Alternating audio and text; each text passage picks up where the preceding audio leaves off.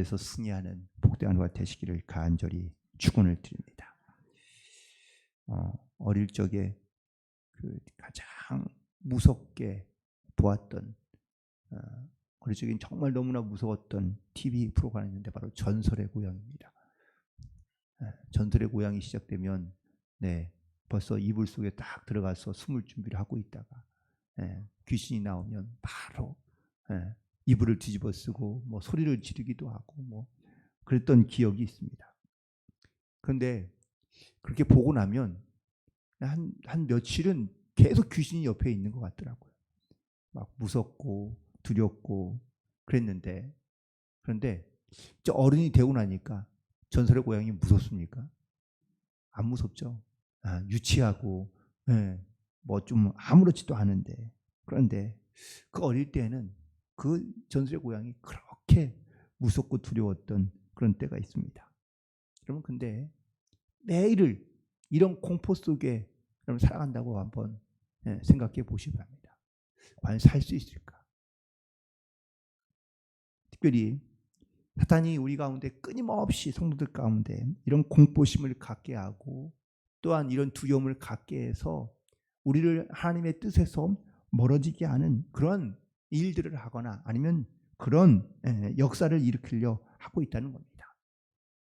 우리가 예수님에 대한 믿음을 가지고 살아간다고 고백하지만 하지만 여전히 우리는 하나님만 바라보며 믿음으로 나아가는 것이 아니라 끊임없이 우리는 이 영적인 싸움 가운데 우리는 노출되어 또한 사단이 우리 가운데 주는 그런 두려움과 염려와 근심을 끊임없이 우리는 가지고 살아가는 경우가 많이 있습니다.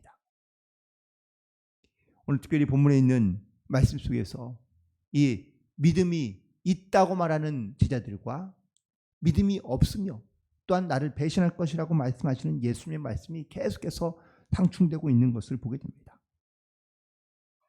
특별히 요한복음, 물론 말씀이긴 하지만 요한복음에도 예수님께서 제자들을 사랑하실 때 끝까지 사랑하셨다고 말씀하고 있습니다. 예수님께서 이런 제자들을 사랑하신 이유는 뭘까요? 사랑받을 만한 조건과 이유가 있어서 사랑하신 것이 아니라 안타깝고 또한 힘이 없고 그리고 또한 분명히 아마 예수님께서 바라보실 때에 이 연약한 존재이기 때문에 예수님께서 이 제자들을 또한 우리들을 끝까지 사랑하시는 줄 믿습니다.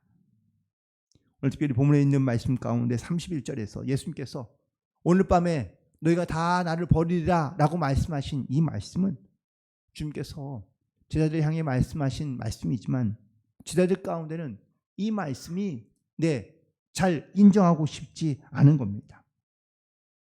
제자들이 얼마나 많이 예수님으로부터 은혜와 사랑을 받고 또한 많은 격려와 도움을 받았습니까? 물론 사람인 제자들은 아마 우리도 이런 상황 가운데 예수님께서 너희가 다 나를 버리라 말씀하셨다면 아마 우리도 제자들과 똑같이 대답했을 겁니다. 주님, 절대 배신하지 않겠습니다. 절대 우린 주님을 떠나지 않겠습니다. 라고 모든 제자들이 다 이야기했지만, 물론 결론적인 이야기지만 다 주님을 버리고 떠난 것을 기억합니다. 이게 바로 사람의 모습, 인간의 모습, 그리고 나의 모습입니다. 예수님은 사람을 믿음의 대상으로 삼지 않았습니다.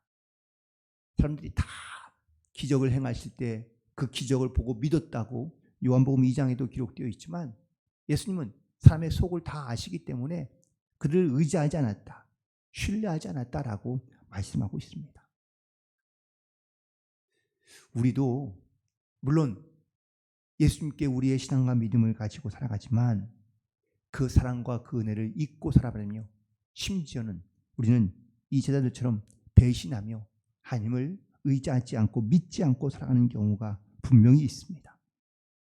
나도 역시 사람이기 때문에 그렇습니다. 사람이기 때문에 우리가 하나님을 의지하며 하나님을 온전히 바라보며 믿음 가운데 살아간다고 말하지만 우리는 그렇게 순종하지 못할 때가 많다는 겁니다. 하지만 예수님은 이 제자들이 자기를 다 버릴 걸 아심에도 불구하고 마음 가운데 예수님이 보여주는 말씀과 행동은 마음 가운데 평안이 있는 것을 보게 됩니다. 우리 사람들은요, 다 상처가 있습니다. 어떤 믿고 의지했던 사람으로부터 받는 상처, 그 배신이라고 이야기하기도 하죠. 그런데 우리가 이런 상처로 혹은 또 이런 아픔으로 이런 고통으로 우리가 쌍 가운데 대부분 다 살아가는데 그 상처가 회복되지 않은 채 살아가는 경우가 많습니다. 살아가면서 수많은 실패와 시련과 고난을 겪지만 여러분들 이게 과연 하나님의 섭리와 하나님의 계획 가운데 있는 사건인지 아닌지 또 하나님께서 역사하고 계신지 아닌지를 우리가 믿고 신뢰하지 않으면 그러면 내 주변에서 일어나는 모든 일들 속에서 우리는 절망하거나 낙심하거나 혹은 또 상심하거나 상처를 입거나 배신감에 분노하며 살아가는 경우가 많습니다. 하지만 하나님께서 이 모든 고난 중에도 하나님께서 섭리하시고 역사하시고 또 우리 가운데 인도하신다면 이 모든 일들도 합력하여 선을 이루게 하시는 하나님의 분명하신 뜻이 있는 줄 믿습니다. 우리가 어떠한 일에도 하나님의 섭리하심을 믿고 그리고 하나님 앞에 믿음을 가지고 나아가는 이것이 성도들의 모습이며 또한 성도들의 믿음이 되어야 될 줄로 믿습니다. 나는 하나님을 사랑한다고 고백하며 말하긴 하지만 내가 정말 하나님께서 신뢰할 만한 그런 믿음을 가지고 내가 나아가고 있는지, 하나님은 끊임없이 끝까지 우리를 사랑하신다고 말씀해 주시는데 그 사랑 때문에 때로는 우리 가운데 시련도 시험도 허락하시고 또한 그 시련과 시험을 통하여 우리가 성숙해지고 더 강건해지는 은혜와 믿음의 역사가 나타나게 해 주시는 줄 믿고 우리는 끝까지 주님을 의지함으로 믿음으로 나아갈 수 있게 되기를 간절히 소망합니다. 이처럼 흩어질 것을 아셨던 예수님께서 오늘 제자들 가운데 하신 말씀 가운데 32절에 보니까 내가 살아나는 후에 너희보다 먼저 갈릴리로 가리라 라고 말씀하십니다. 이미 벌써 예수님께서는 제자들이 자기를 떠나 다시 다 고향으로 돌아갈 것을 알고 계셨습니다. 그래서 예수님께서 내가 먼저 갈릴리로 가 있으마 라고 이렇게 말씀하시는데요. 그럼 예수님께서는 왜 갈릴리로 먼저 가셨을까? 이 말씀을 묵상하다가 제 마음 가운데 하나님께서 이런 마음을 주신 겁니다. 이 갈릴리에서 누굴 만났죠? 예수님을 만난 겁니다. 베드로 그리고 많은 제자들이 이 갈릴리 지역에서 예수님을 만났던 그 첫 만남 그리고 결국 그 처음 마음, 처음 행위를 기억하고 그리고 그곳에서 다시 만나기를 원하신다라는 사실을 말씀하고 있는 겁니다. 물론 지금은 제자들이 예수님 앞에 예수님을 신뢰하고 믿는 믿음을 고백하며 확신을 가지고 말하긴 하지만 곧 이들은 다 예수님을 배신하고 예수님을 떠날 것입니다. 그러나 예수님께서 다시 부활하시고 난 다음에 그들을 만나는 장소가 갈릴리라고 말씀하신 이유는 바로 여기에서 그들이 예수님을 처음 만났고 그리고 예수님을 믿고 신뢰하며 자기가 가진 모든 것을 다 내어놓고 주님을 따르며 또한 말씀에 순종하며 나아갔기 때문입니다. 초대교회 중에도 에베소 교회가 있습니다. 계시록 2장에 등장하고 있는 바로 말씀인데 그런데 2절부터 4절까지 있는 말씀 가운데 보면은 이 에베소 교회가 초대교회 중에서 아주 좋은 교회 중에 하나였습니다. 그들을 보면 그들이 행한 수고와 인내, 약한 자들을 돕고 있는 그들의 사역 또한 거짓된 죄들을 드러내게 하여 쫓아내게 된 이런 어떤 이단과의 영적인 전쟁에서 승리했던 이 에베소 교회의 모습을 보며 하나님께서 칭찬하신 겁니다. 그런데 너에게 한 가지 책망할 것이 있다고 말씀하시며 하신 말씀은 바로 처음 사랑, 처음 행위를 잃어버렸다고 책망하고 계십니다. 처음 사랑, 처음 행위는 과연 어떠한 모습일까요? 순수하고 진실했던 그런 마음과 믿음입니다. 이 처음 행위는 자기를 돌아보고 회개할 줄 아는 마음입니다. 그런데 이 마음을 잃어버린 겁니다. 우리도 신앙생활을 하면서 또한 신앙에 어떤 이런 연륜이 쌓이면서 우리가 내가 알고 있고 내가 경험하고 또한 내가 쌓아온 지식과 노하우들을 가지고 우리는 주님의 일들을 혹은 또 하나님의 사역들을 감당하려 하는 경우가 많습니다. 그러다 보니 하나님을 의지하지 않고 하나님을 찾지 않습니다. 하나님을 신뢰하지 아니하고 믿음으로 순종하지 않는 모습들이 에베소 교회에 있던 겁니다. 우리도 사람 앞에 너무 자신을 드러내거나 자기를 말하는 경우가 많습니다. 예수님께서 오늘 밤 너희가 다 나를 버리라라고 말씀하시자 베드로가 이야기합니다. 다른 사람들은 다 버릴지라도 나는 버리지 않겠습니다.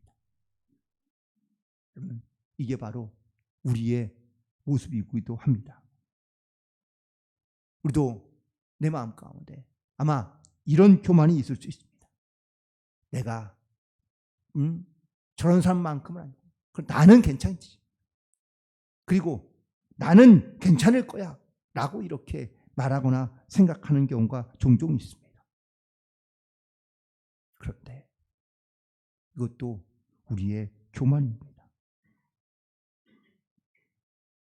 어떤 교인이 목사님한테 와서 목사님, 제가 이 교회에 뼈를 묻겠습니다 라고 말씀하십니다. 그런데 2년 후에 교회를 떠났다고 합니다. 사람의 말은 혹은 또 사람의 결심은 언제 어떻게 변할지 사실은 알 수 없습니다.